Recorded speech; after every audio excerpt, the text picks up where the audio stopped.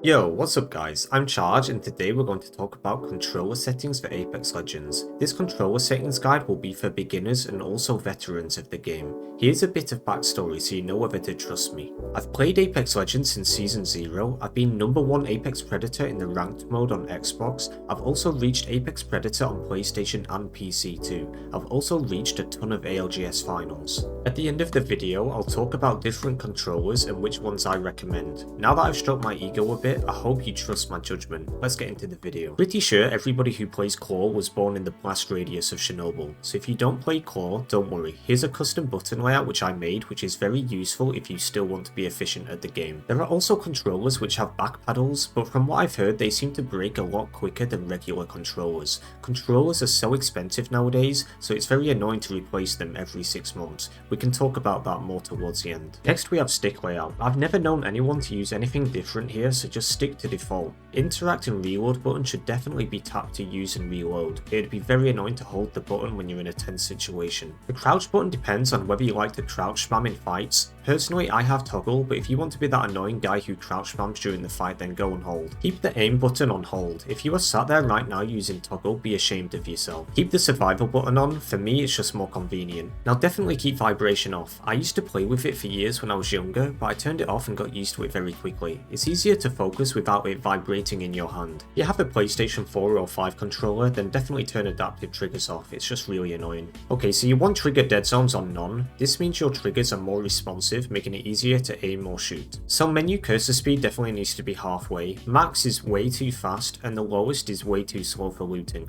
Looting is a super important part of this game, so you want to stay efficient with it. If you're enjoying this video, please like and subscribe. Also, after this video, add me in game. We can either have a 1v1 or play a few pub games. I'll leave my Apex username in the description. Now here's where things get interesting. I used to play 5-5 Classic when I first started out on Apex. I think everybody used Classic response curve when they first started. The meta eventually shifted and everybody realised that 4-3 linear is the most overpowered setting in the game for controller. 99% of Apex Pro players use 4-3 linear and it's for good reason. It's probably the most consistent sensitivity in the game. I'd recommend this to anyone who is playing Apex. But if you're a beginner player, linear may be too weird for you, especially if you haven't been playing shooting games for 99% of your life. If you're a beginner, I would recommend to try 4-3 linear with small dead zone, but if it feels too weird, then try 4-3 classic response curve. The lower the dead zone, the more raw input there is in your stick, which can cause stick drift. If you don't know what stick drift is, I'll show it on the screen right now. It's horrible, isn't it? It feels like I'm on a boat or something. Stick drift can be beneficial for players and nerds who are very experienced, but it can be very overwhelming for people who don't play the game 24/7. I'm the no-life nerd who plays 24/7 by the way. But yeah, all joking aside, I recommend 4-3 linear with no dead zone. If your controller has too much stick drift like mine, then put it to small dead zone.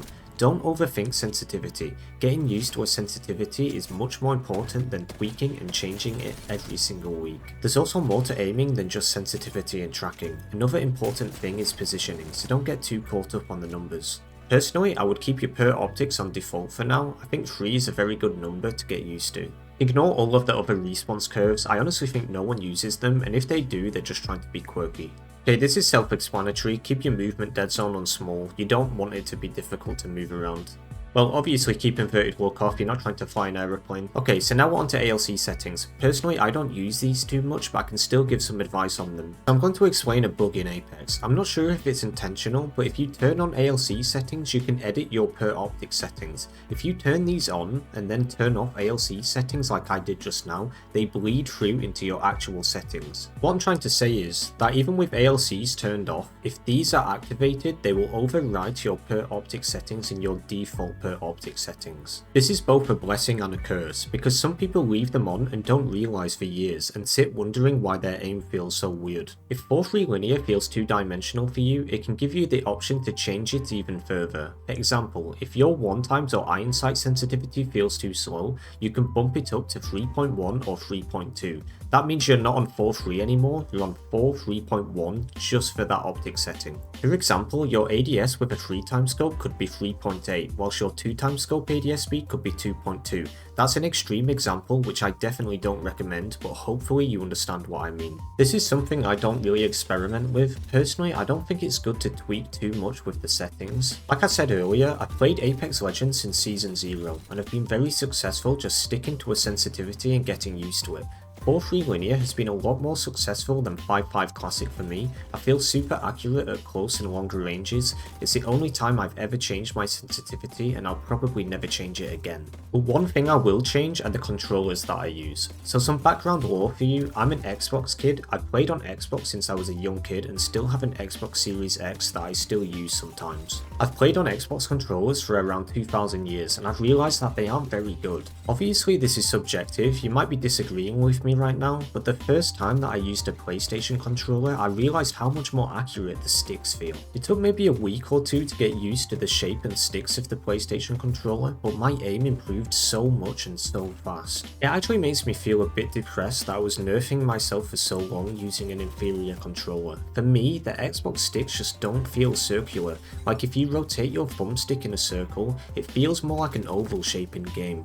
I don't think there's any way to calibrate Xbox controllers either. So yeah, I started using a PS4 default controller and sometimes a PS5 DualSense Edge, and I'm much better with these controllers than the default Xbox ones. The sticks feel much more accurate for me. This is partly due to polling rate. The PlayStation controllers have a much better polling rate than the Xbox controllers. The default polling rate on Xbox controllers are 125 Hz, whereas the default polling rate on PS5 controllers are 1000 Hz. If you don't know, controller polling rates are how many times per second a controller sends button and stick information to your PC or console. If you're playing on PC, I'd definitely recommend a PlayStation 4 or 5 controller, but that's just my opinion. There are also a ton of other controller companies including ZD, GameSir, Lejoy, Modchon and Easy SMX. I've recently been sent controllers to test out by these companies and will do some in-depth reviews soon. A lot of pro players are giving amazing reviews for some of these companies, but I've not had enough time to try out these controllers for myself yet to give an in-depth review. Something worth mentioning which is important is what FPS you're playing on. If you don't know what that means, it means frames per second.